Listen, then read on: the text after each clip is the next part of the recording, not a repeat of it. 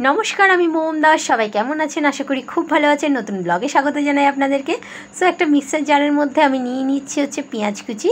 तो এই দেখুন নেওয়া হয়ে গেছে পেঁয়াজ কুচি।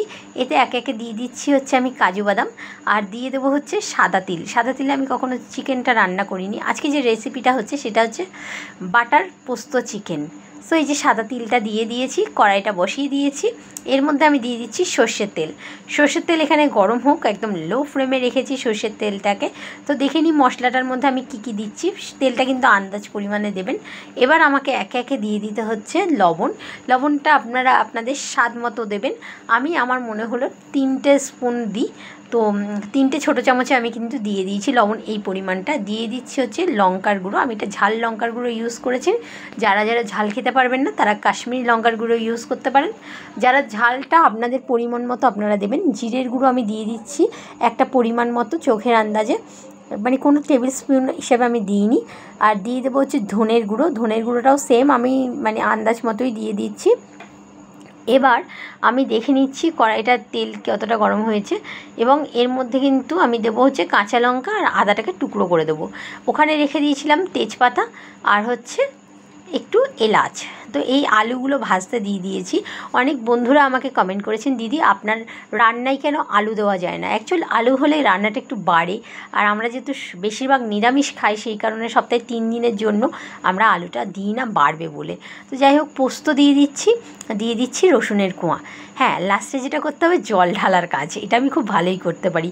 চলুন মশলাটা একবার বেটে নিই ভালো করে। পরিমাণ মতো জলটা আপনারা বুঝে দেবেন, কতটা জল দিলে মনে হয় ঠিক আছে ততটাই জল দেবেন। আমার যতটা মনে হয়েছে আমি ঠিক ততটাই জল দিয়েছি। বেটে নিই মশলাটা। দেখুন মশলা বাটাটা কিন্তু আমার কমপ্লিট হয়ে গেছে। এবার আমি কি করব, এই তেলের মধ্যে যে আলুগুলো একটু লালচে লালচে যখনই হয়ে উঠবে আমি কিন্তু তখনই এই আলুটাকে তুলে দেবো। এই ব্রাউন রঙটা ধরে গেছে, এবার আমি আলুগুলোকে তুলে নিচ্ছি। এখানে আমি 3টে আলু ইউজ করেছি, আপনারা যে যতটা আলু খাবেন সেইভাবে আপনারা ইউজ করবেন। তো মাংসের আলুটা আমি তুলে নিলাম। এবার ওই তেলের মধ্যেই আমি কিন্তু ফোড়ন দেবো হচ্ছে আপনার মানে কি গোটা এলাচ এবং তেজপাতাগুলো আপনারা পরিমাণ মতনই দেবেন। এটা একটু ভাজা ভাজা হতে হতেই আমি মশলাটা দিয়ে দিলাম। মশলাটা দেখুন খুব আস্তে আস্তে করে দিতে হবে। তো দিয়ে দিয়েছি মশলাটা। এবার একটু কষাবো যাতে করে মশলার থেকে তেলটা ছেড়ে যাবে। যতক্ষণ না ছাড়ে ততক্ষণ আমি কিন্তু কষাবো। এই সময় কিন্তু আমি লো ফ্লেমে রেখেছিলাম একদম ফ্লেমটা। তো আপনারা চাইলে হাই ফ্লেমে এটা করে নেবেন মশলা কষাটা। আর এই চিকেনটা রেখে দিয়েছি আমি। 500 গ্রাম চিকেন নিয়েছি। আজকে কিন্তু আমাকে চিকেনের সঙ্গে গিলে আর মিটে দিয়েছে। আমি গিলেটা খেতে খুব ভালোবাসি। এই যে চিকেনটা যখন ঢাললাম তখনই কিন্তু আমার গায়ের মধ্যে মশলা ছিটকে এসেছিলো। সো যখন রান্না করবেন খুব সাবধানে। এই দেখুন পেঁয়াজ কিছু কুচিয়ে রেখেছিলাম, সেই কুচানো পেঁয়াজটা কিন্তু লাস্টে দিলাম। তো মাংসটা দেখুন প্রায় হয়ে এসছে।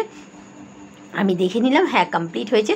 কারা কারা মুরগির মাংস খেতে ভালোবাসেন, মানে চিকেন পছন্দ করেন, অবশ্যই আমাকে কমেন্ট বক্সে কমেন্ট করে জানাবেন। বাটার পোস্ত চিকেনটা একবার রান্না করবেন। কেমন হয়েছে বাটার পোস্ত চিকেনের রেসিপিটা অবশ্যই খেয়ে জানাবেন রান্না করে কেমন হয়েছে। আর আমার রান্নাটা যদি ভালো লাগে অবশ্যই সাপোর্ট করবেন আমার চ্যানেলটাকে। ভালো লাগলে লাইক কমেন্ট শেয়ার করতে ভুলবেন না। এই দেখুন আমি অল্প করে বাটারও দিয়ে দিয়েছি। বাটার দিলে ফ্লেভারটা দারুণ আসে, জাস্ট দুর্দান্ত। আর কাসুরি মেথি তো দিতেই হবে, ভেঙে দিলাম কাসুরি মেথিটা। কাসুরি মেথি না দিলে রান্নার স্বাদটা খুব একটা আসে না। মানে বেশিরভাগ আমি মানে এই টাইপের রান্না করলে, কষা কষা রান্না করলে কিন্তু আমি কাসুরি মেথিটা খুব দিই। তো বন্ধুরা দেখুন, এই দেখুন রান্নাটা কিন্তু প্রায় আমার অলমোস্ট শেষের দিকে। এবার পরিবেশন করার পালা, খাওয়ার পালা। সো বন্ধুরা একবার ট্রাই করুন, অবশ্যই ভালো লাগবে। টাটা, দেখা হবে আগামী দিনে আরেকটা ব্লগে।